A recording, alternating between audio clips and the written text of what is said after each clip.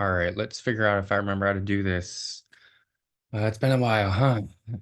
What's up, everybody? Welcome to TPI, the Total Podcast Idiots Show. I'm the only idiot in the room, Guard 710, the president of the Dominican University of California, who today, we won the 2038 national championship. 25 seasons since I joined, almost 4 years ago. What a journey. So yeah, I'm doing this because it's kind of like a retrospective of the season and my time in hardwood in general. It's just kind of for fun and for me to get out all my thoughts. I hope no one takes this as like me being arrogant or bragging. I don't think people will, but hopefully no one does. I don't mean it for to be like that. I just feel like, with what I've done with the YouTube show and how I've interacted with the game and grown with it, like I've tried to help people and I think these videos help a lot of people. And so this is, a really, hopefully an in-depth look at my run, game planning, recruiting, roster building. And so I hope it helps a lot of people with whatever they're, struggling with or looking for help on. Obviously new people, but I think this advice helps any player of any level really because it took me this long to get to this level. So yeah, so I had I asked for questions from some people and they came with some really good ones. So this is just probably part one of this. Give some people more time to ask questions once they see this and or the post, and maybe bring on a few guests over the weekend. Hopefully that'll come up on like Sunday or something. And I'm kind of just doing this at like 10 p.m. at night on Thursday. So finally have some free time.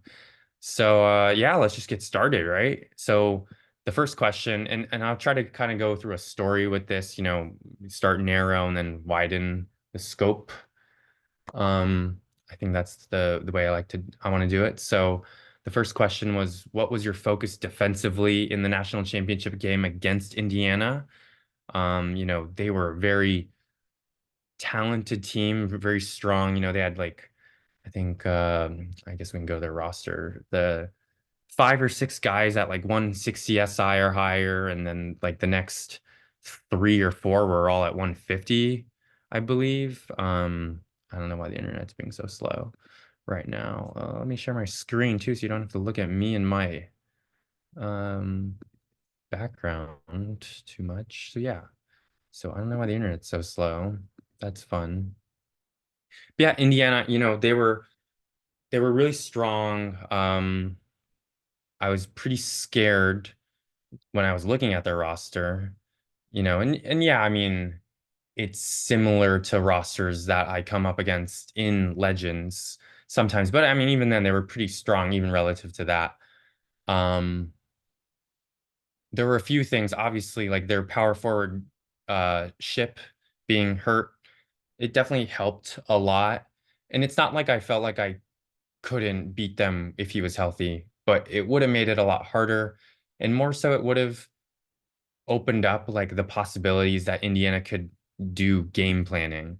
And that's one thing that I think makes it really hard for me to game plan against. Like when another team has so many options, then planning against each individual one is hard. But when it's narrowed down, it becomes a lot easier to figure out like matchups, basically, right? And so yeah, like I think that was one of the main things. I don't know why this is taking so long. I mean, let's try to go to the box score or something. Man, I don't know. Um, so I mean, the obvious adjustment that I saw they would make was putting Carl Ballard in at power forward because usually he's like their backup small forward and power forward, right? So that was pretty obvious. And looking at Ballard, he man, hardwood is so slow right now. Why? I guess the flip is happening right now. Bad time to do this podcast, I guess, huh? Um, from what I remember, he has like 9 interior defense. He's 200 pounds. He's got good strength at like 16, I think. And he's 6'7". So he's in general, he's like a little undersized and not a great defender inside. And so I decided to put my normally my center, Randy Watson, in at power forward to take advantage of that, basically. And on top of that, Ballard probably was going to shoot more outside, I felt like, based on his profile and just what I saw. And so Watson happens to be like my better perimeter defender out of my two big men, my two starting big men, Watson and Grace. I mean, all of my big men, really. Um, and so that just kind of worked out for me, I think, really well. What I didn't expect was to see Plunkett actually, their starting small forward, getting minutes at power forward sometimes. And when I saw that, it kind of scared me. But I think in general, it was like so advantageous for me. Just because like he's not an ideal power forward from what I remember. He's not a great interior scorer, which I'll get to in a bit. But yeah, so yeah, Ship being hurt really helped narrow things down, and kind of see what they were planning on how they were gonna adjust. Um, so yeah, once with Ship out, I was really more worried about like a 3-point barrage coming, especially from their shooting guard Lucas, because he had been super hot all tournament. He's a great like 3-level scorer. It looks like, he can drive and finish, he can shoot from anywhere, and he was hot. So, I was worried about that. So I knew my best perimeter defender, Louis Hickman. I knew I needed to stick him on Lucas, and so that locks Hickman into. Oh, look, it finally loaded. So yeah, here's Ballard, right? 200 pounds, 6'7", 9 interior defense. Yeah. So, um, great. Yeah. Now I can look at the roster. Great production value here, everyone, as always with TPI. Oh wow, Plunkett got hurt too. Ouch. Um, so yeah, I mean, again, looking at this roster, really strong, right? Lucas, like I'm talking about, right? Great shooter, 3-level scorer. For a guard, I'm looking at the finishing more than the IS. But also again, the driving being a 13 is really strong. It's relatively strong. It's not like incredible. 15 handling is good. So I was individually worried about Lucas a lot. Um, I guess let me talk about more of the team first. So I haven't had much success. I mean, despite my team's ratings, they had played really bad defense, in my opinion, sometimes this season. And so I was really worried about just defense in general. And if I was expecting a 3-point barrage, I was really worried about how to defend that. And I'll get to that in probably a later question. I don't know if I'll hit it today. Um, but I haven't had a lot of success extending the defense to defend the three. I think a lot of us have experienced that, because it's supposed to help you defend the three, but it oftentimes doesn't feel like it does. And so sometimes what I've chosen to do is press actually more instead. But I didn't want to do that based on this Indiana's handling, especially McLeod, Lucas being at 16, 15. That's pretty good. Barbieri being at 16 is pretty good. And not just their handling, but IQs are pretty strong, 13 plus. The speeds, 15, 16, 10, and I'll get to Lucas's speed in a bit. But yeah, so the handling and all that didn't really lend itself to like, oh, I should press a lot. And especially with the rate Indiana was drawing fouls, I was really worried about that. They had drawn like 30 or I don't 20 fouls per game and gone to the line like 32 times throughout the tournament. So I was worried about that. So I decided to try extending my defense. So I ended up going +2. You can see that here. I think you should be able to see that. Um, and so yeah, I chose to do that.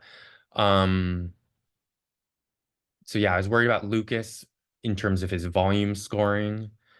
And I was actually worried about Plunkett in terms of like efficiency because he had been shooting pretty well. He's a 40% 3-point shooter and can shoot from inside kind of well. At least he had been, but like his ratings don't really tell you that. Like, I mean, he's a 7 interior scorer, 10 finishing is like okay, but not great. 9 handler with a 16 drive kind of just means like it almost negates that strong driving rating. Um, the 9 handling does. Um, so I felt like I could put Profit, my small forward on him. Profit is a um oh good, you can all see my most commonly visited sites. Oh, now you can see my recruiting board. That's okay. It's just that stuff. It doesn't matter. Jose Carrasco, yeah, I've had some points on. This is even the roster I want to look at. Oh man, great production value as always. Yeah, I'll try to keep this under an hour, but I don't know if I'll be able to. This is just one question. So Profit, he's a 6'7" forward, 230 pounds, 15. I mean, the pounds isn't that important. 15 speed, 15 perimeter defense, but 5 interior defense. In his lately, I've been looking at like opponent field goal percentage a lot more. And so Profit way down here because he doesn't score a lot. You can see 31% against the three, so he can defend the three really well, but 53 against twos. And I mean, it's kind of played out like that throughout this year on all these categories. I just did overall. Um, but so yeah, I was worried about like Plunkett attacking Profit inside, even though both aren't like that strong defending or scoring inside. So I kind of just decided like, well, at least Profit can take away the three. If Plunkett hurts me inside, I mean, so be it. You got to kind of pick your poisons somewhat with rosters this strong. Um, and so yeah, so Profit at small forward. I was pretty confident about um Hickman against Luke at shooting guard against Lucas.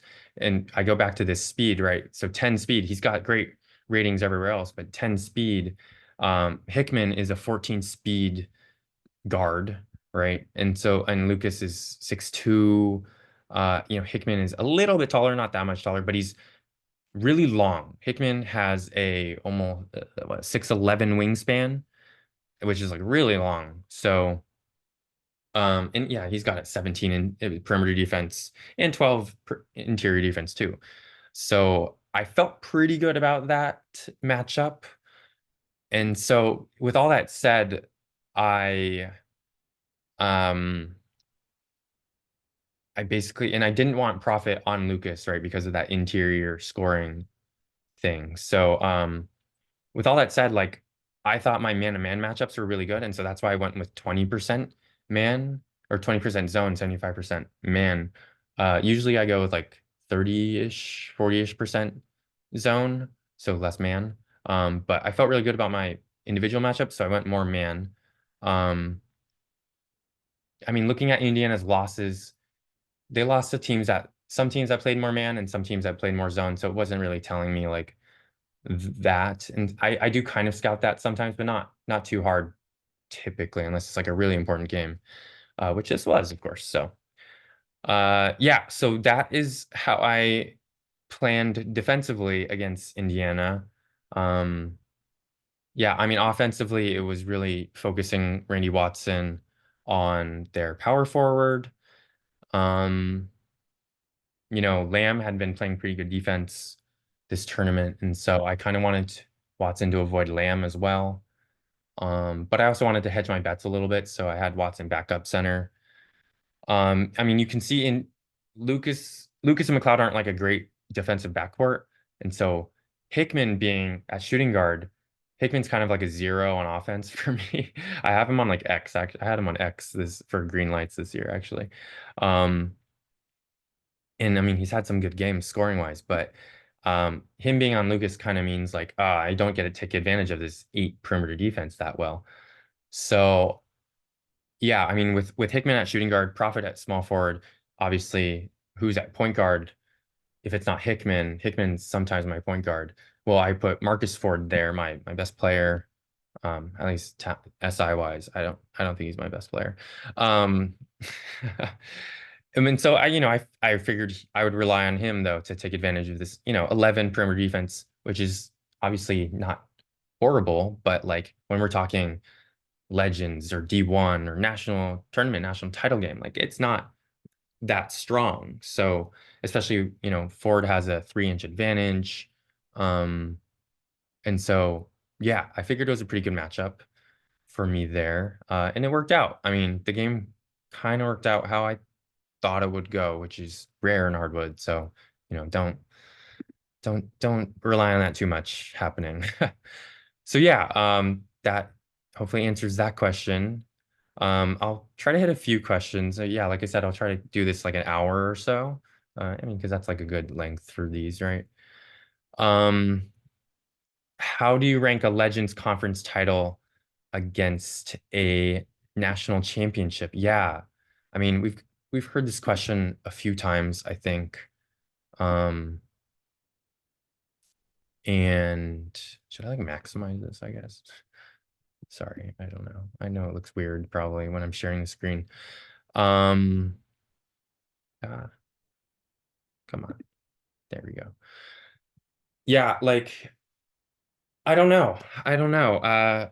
I think kind of part of it is like, I won a Division Two national championship with Dominican 20 seasons ago, and then I think there's something with like the eights because I won a Division One national championship with Cal in 2028. All right, look out for 2048 for me, I guess. With University of Mary, right? I had national championships, and so I feel like this took away some of that luster, or those took away some of that luster from this one because like I had done it in some capacity. This felt a lot more like a lifetime accomplishment versus like in 2028 with Cal, even though I had to keep it secret, because I was, secretly Cal. Um, that was like an emotional release for me. I think a lot because like I had such a close call with my 2027 team, Dominican. That was, so incredible, starting out, whatever, like, was it 38 and 0, 28 and 0, 32 and 0, something like that, crazy. And then losing in the final four. So, and then, and I don't know how many of these new Discord members remember, but like someone kind of made a joke about me losing in 2027 and I like did not react very well to it. And like I overreacted, I can admit that. And yeah, but then like, right after the season after that, when my other team wins. And so that was like a really emotional one for me. I like almost cried and almost made a video talking about it, like, and showing admitting I was Cal and stuff. And like, and obviously I was excited. But yeah, like Lubens and Rupa Scoop, like they were the only ones who knew and who I could like tell. And so I was really like, that was like meaningful for me. This one, it means a lot, but in terms of like I said, like a more like a lifetime accomplishment thing. I mean, maybe because it's like 25 seasons and something. But yeah, not to say the Legends conference title is like bigger in my mind. I think it would have been, but right when I won the Legends title or like clinched it, there was still like games to go, so it wasn't like a final thing, or there just wasn't like that moment because it was like kind of early and drawn out. And then it was like, oh well, now I have work to do to try to like win the conference playoff, and then try to win the national championship. And so it's like I didn't really get to savor the conference title as much as I wanted to. But yeah. So I don't know. But yeah, I've had really close calls with both. I think I want to say the legend title takes the cake for me, but I don't know. But yeah, maybe some people have noticed like the way my roster is constructed, like I try to be really consistent and sustainable with it. I don't really like to have big fluctuations.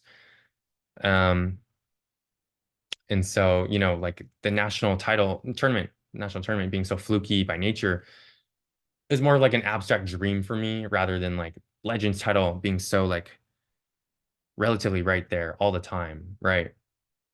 I mean, and sure, like one team out of 64, that's like a smaller chance to win the national tournament, but like 64 teams get a shot, right? Only 16 teams get a shot even at winning the legend title. And I think that rarity is kind of like pretty meaningful for me. And to consistently do it, to try at least, yeah, I think that's why I think legends is probably more, but like I said, both kind of like it's been hard to process, to be honest, at least right now. Um, okay, next question. Even though you gave up Cal, does it feel extra special that Dominican and Cal finished 1-2 in Legends this season? Yeah, I mean, there was some satisfaction that comes with seeing two rosters that I built. I mean, Cal was much of the roster that I built. It was played differently than I would have played it. You know, the bot has different tactics and they they did some weird things and some stuff that isn't going to bode well for their future. But it's not how I would have played it. And but it's not, I don't know, maybe it helped them play better. I don't know. But yeah, there was some satisfaction with that. But some of that is overridden because Cal was like a threat to Dominican for a little bit. And like I was worried Cal was gonna cost Dominican like a title. So that was a little scary. And so and yeah, like I said, there's some thoughts that like I held Cal back maybe, and maybe I'm holding Dominican back. At least, I've had those thoughts before I made this run this season. So yeah, my answer to that. Who was the toughest opponent you faced in your historic run? If not Prairie View A&M, what the heck do you mean? Yeah, I mean, I would say in terms of talent, Prairie View is up there. I mean, Indiana, if Ship was healthy, probably would have been them. Um, I think Prairie View presented its own challenges. Um, I would say because I mean, Prairie View, the weird thing about them, how would I put this? The builds on these players were so good. Like, like I know my player builds are good, but like Prairie View was right there. Bauer, 6'8.5", like great spread. He can score all over, he can defend all over. Right. I don't really care about passing for my small forward that much. He's fast. Um, I mean, passing for my small forward is okay. I mean, these are okay. I don't really like handling on my small forward that much. Um, Booker kind of scared me. I wasn't sure.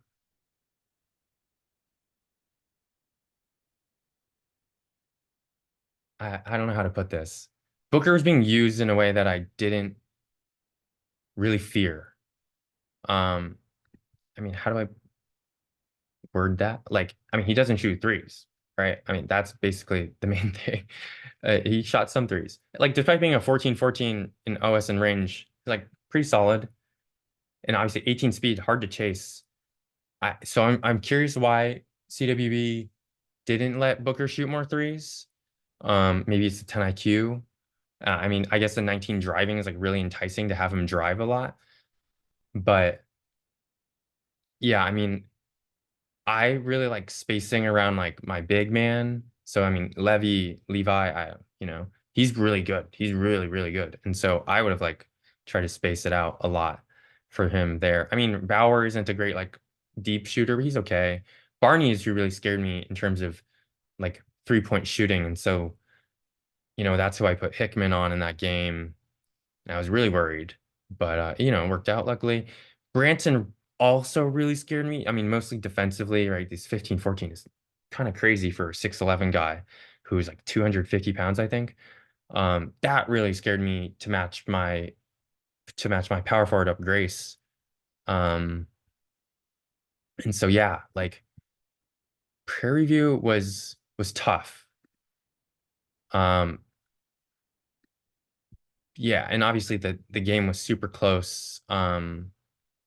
Which made it very nerve-wracking. I don't think I actually watched this game live, luckily, else I would have probably like had a heart attack. So yeah.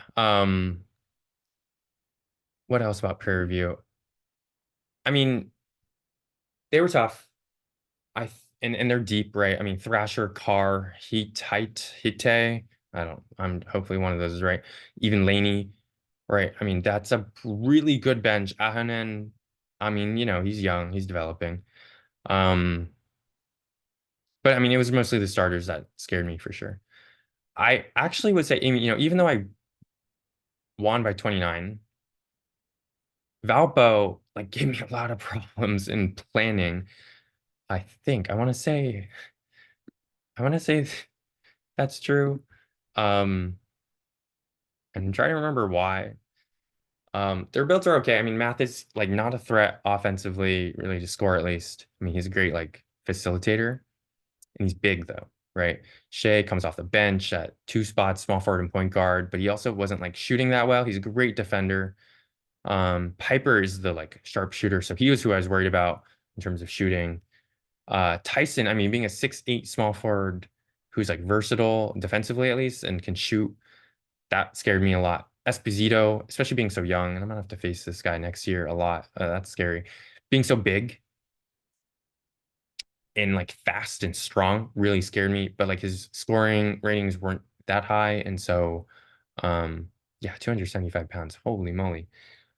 Yeah, it wasn't like I wasn't scared of him offensively, so like I thought about putting Watson on him because, perimeter shooter, Watson's a better perimeter defender, and SP is the worst defender compared to their starting center, Ryan King.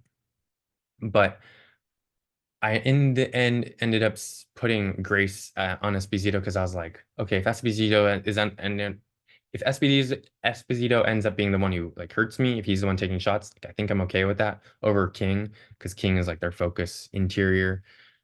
So I'd rather Esposito take shots than King, basically, right? So that's how I kind of thought about it. I mean, both my bigs are like pretty dang good defenders. Grace is 16, Watson is at 18 or 17 or something, but Watson has the advantage on the perimeter, right? So, but Grace is actually stronger. So yeah, Valpo gave me some problems. Dominguez Hills gave me some problems because they have like three perimeter guys who are like 170 plus SI. So that's really hard to match up with. Luckily, I had four players at 170 SI on the perimeter, so that helps. Um, yeah, okay. Next question. Anyways, let's see. My questions would be how would you rank Marcus Ford Mustang and Randy Rockstar Watson against other Dominican greats? And how do you compare this against Cal's this national championship, I assume, when nobody knew that was you? Yeah. Okay. So first off, all my big men are named after like energy drinks because of Angel Reyes. He's Red Bull because Angel Reyes. I mean, his Hispanic sounding name. I was thinking like the Bulls of Spain, right? The running of the Bulls, and he was a 7-footer who had like a 39-inch vertical, so flying. And so I don't know, it just all came together. And so then after that, all my like really big men named after energy drinks. Um, Ghost, Grace, Celsius Cook, G Fuel Grant, yeah, Nos Swanson, C4 Cheatham, yeah, just silly stuff. Um, yeah, this is an interesting question. Randy Watson definitely has earned a special place in my heart for what he's done in each of his full years. So in case people aren't aware or don't know, um, each of the seasons he played like a full season, like so he redshirted 1 year, obviously. He redshirted his sophomore year, his second year, I mean. Um, and I got eliminated in the first round in that year. But every other year I have made the elite, at least the Elite Eight. So I made an Elite Eight, two Final Fours, and a national title in his 4 seasons. So pretty crazy resume there. But yeah, he didn't play like a lot of minutes. He averaged like 26 minutes as a high per season. And so he won't have that like counting stats really for like Hall of Fame consideration for the community. But yeah, he'll probably make my Hall of Fame, I'd say. And yeah, you'd think Marcus Mustang Ford would be up there with like the Choates and the Hoffs, or at least like the Fire Marshal Bills or Will Clevingers, right? Clevenger being like my first star of my, D2 national champion team. But yeah, I don't think that's the case because like Ford, he was a 5-star, like Chotenhoff. So he didn't redshirt like them. But everyone else I've pretty much redshirted except for like a couple 2-stars that I've had. Um, but he wasn't nearly as good as Chotenhoff when he first came on campus. So I had to play him because I didn't want the recruiting penalty. But he was going to struggle because he just wasn't talented enough. And I mean, he wasn't like the star player. I wasn't relying on him. But it kind of just like soured. Like, I don't know. He just like didn't play great. He wasn't bad. Um, he did better than I feared he would, so that was good.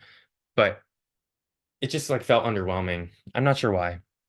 I think part of it is like his build. So I know his build right now is like he's a like a 12-12 defender. And I mean, defense is what I look at all the a lot because it's like what I focus on, what I build my team around. And I'll get to that on a later question, probably in the next episode.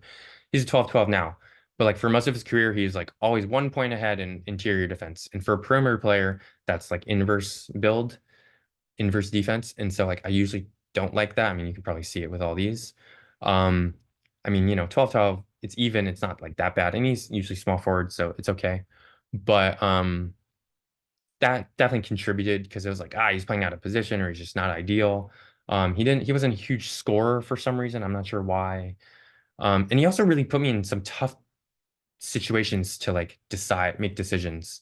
So mainly, redshirting. I almost redshirted him last year, his junior season, because I had the depth, right? I had Profit right there. I had Ford coming off his redshirt in his freshman season.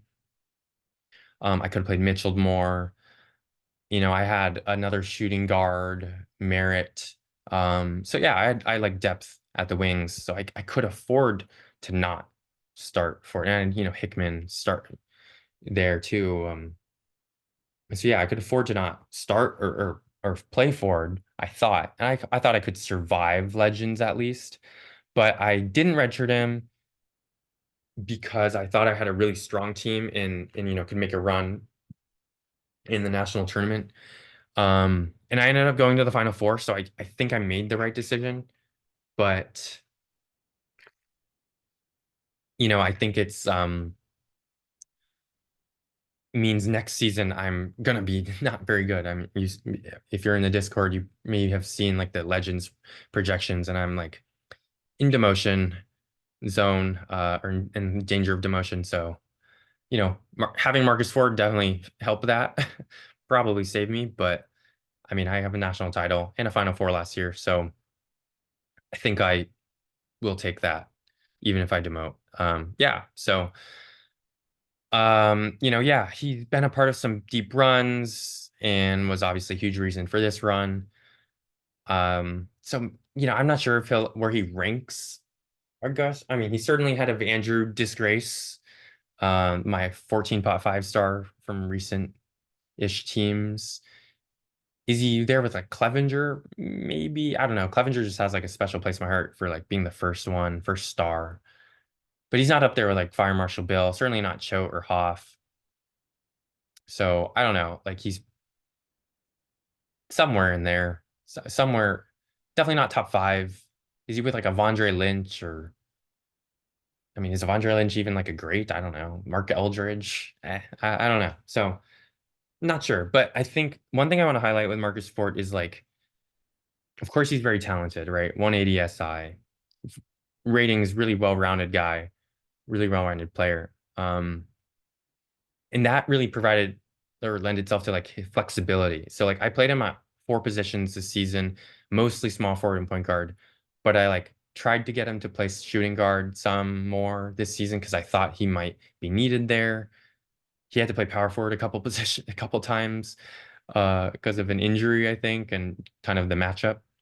Um, and so yeah, I think it's not that like he was great and like, oh, I needed him there at I wanted him at those positions, but it really helped me moving him around like a Swiss, or being that Swiss Army knife, because it helped me cover for injuries, but it really helped me utilize other players in different roles that I thought they were really well suited for. And mostly that came about as like Marcus Ford playing point guard, so he'd handle the ball, be a bigger guy against a smaller point guard and try to score.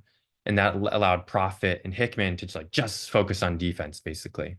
And so, they're very good at that, and they're not that great at scoring. So, yeah, I thought it was a good use of everybody. So yeah, I started to experiment with that last season, actually, really, with some stuff, moving guys around. Yeah, and I think positional versatility, it's helpful. I don't think like it's like the end all be all, but yeah. I'll probably talk about more of that in a later question. Um, Despite your longevity and success, the Dominican Hall of Fame contains just 5 players. Well, first off, I have forgotten to put Bill Marshall in there. He'll definitely get in there, so it should be 6. And who makes it from the current squad? Yeah, probably Randy Watson, maybe Marcus Ford, probably Barry Ford once he's all said and done. Doubt anyone else. I mean, I don't know about anyone younger. Derek Pittman. I mean, he looks like he's going to be a pretty good guy, good player, and he's been plus 24 so far this season in his development. So, I think that's good. We'll see how he goes. But yeah, I don't think anyone else other than Watson and Barry and maybe Marcus here. Yeah, I don't think Prophet and Hickman quite get there. I don't know. Hickman was really nice. I mean, he had like a sequence in the title game where like stole 4 straight possessions. It was crazy. And then in the final 4 game, he had like 14 fast break points, even though he's on like X for his green light. I was like, what are you doing? Um, I think I'll finish this episode with this question because it'll probably take a while. And then I'll open next episode talking about like probably what a lot of you really want to know about with like tactics and game planning and recruiting and roster building. But I like this question to finish it off. So, how do you stop the game from getting stale for you? Is the game getting stale? And now that you've reached this pinnacle, have you considered what goals you might set next?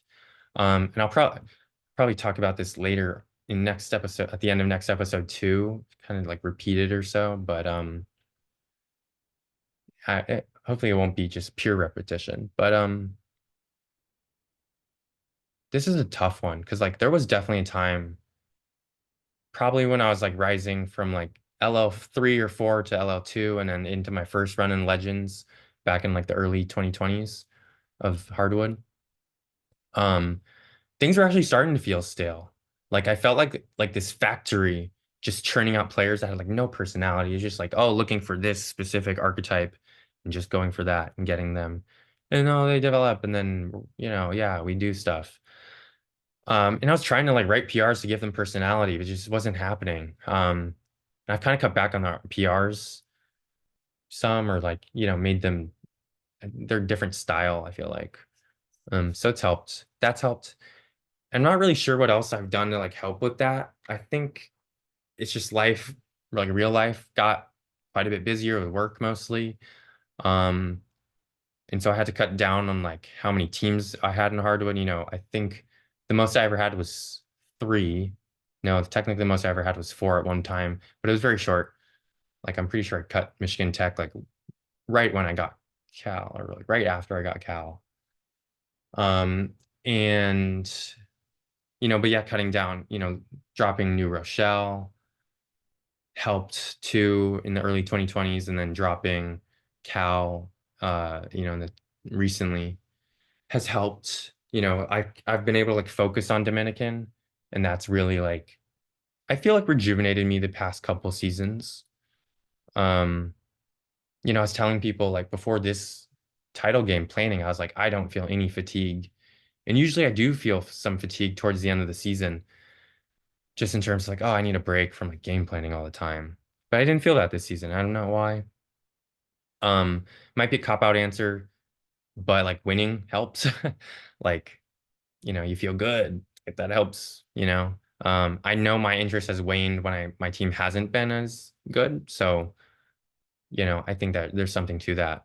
I don't want to just say like, oh, have your life get busier and win more. Like that's kind of number one, those are somewhat contradictory sometimes, depending on who you are. And um it's hard to do. Those are like not easy, like not in your control necessarily, right? So, I mean, what else? Like, there's so many other ways to like get attached to this game, right?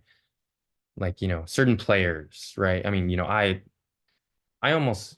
staked my whole Dominican career on like landing Barry Ford, and then I changed course, but like that kind of helped. It gave me something to like really go for, and yeah, so there's other things to do. The community's been really good and helpful and fun, and like a lot of these new people in the community. Oh man, the AI press releases and artwork is so cool to see. So that's really been cool. Um, yeah, they've really brought some like energy and life to the game and the community. So, it all helps. Um, so yeah, I mean, to get the other parts of this question, I do have one higher goal. Yeah, I won national titles and won the Legends title and the national title in the same year now.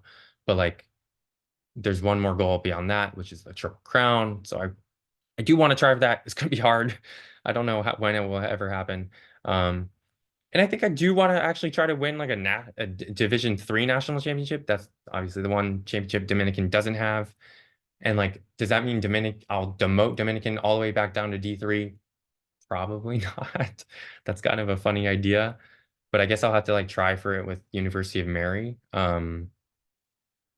But yeah, I mean, like Dominican didn't even make the Division Three national tournament, so like that's something missing from their ledger. Um, but yeah, like I said, I don't think I'm gonna like demote that all the way down. Other goals, I want Dominican to try to be in Legends for 15 years straight, or and that number will probably just increase if I ever accomplish it. Get some nice win totals for my profile, 1,000 for me and the program to get to, I don't know, a number 2,000 eventually. That'll take forever. Um, but yeah, I mean, since I dropped Cal, I don't plan on leaving Dominican. So yeah, I don't think I'm like quitting the game or anything. I've thought about it, you know, specifically once I win the national title, but no, I don't think so. And yeah, I have my project team, University of Mary. The goal with them right now is just to get to D1. Um, I want to do that because I seem to give a lot of advice to new players. And so I feel like the advice I give is like kind of outdated sometimes. Cause I mean, the last time I wasn't in Division One was 20 seasons ago. And the game is so much different now. I haven't had to like see and endure what the new players go through in Division Three and Division Two. It's like I want to see if how I do things, my advice still works at those levels. I think it works for Dominican now because, we're so good and we're in California, which is, one of the best states to recruit in because it's so populated and so rich in talent. And so I wanted to challenge myself to try my advice, my tactics with somewhere else. But the extra challenge is that I want to do it in the toughest region to recruit, which is the Plains, in my opinion. So yeah, I mean that's the goal there. It's gonna be slow. I don't know how long it'll take. I'm hoping it won't take like too long. But things aren't looking great so far over there. But I don't know. I haven't paid like a ton of attention to them either. Just recruiting. Which probably means I need to spend some points because I think I have a lot right now. But yeah, so I think that'll cover it for this episode. I'll post this as soon as I can. Yeah, just really casual, like Q&A. Yeah, if you have other questions, like feel free to DM me or post a comment. That'd be cool. Or post in the Discord if you're on the Discord. Um, yeah, you can DM me in the game or on Discord.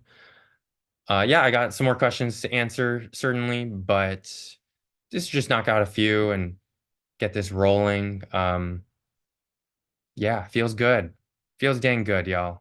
Uh, I suggest winning a national championship to everyone. So, yeah, do your best to do it. All right. Um, I forget what we sign off with. Peace. I forget. Yeah, next time. Hopefully later this upcoming weekend for part two. I don't know how many parts, but yeah, cool. Toodaloo. I need to try to stall while I figure out how to stop this recording.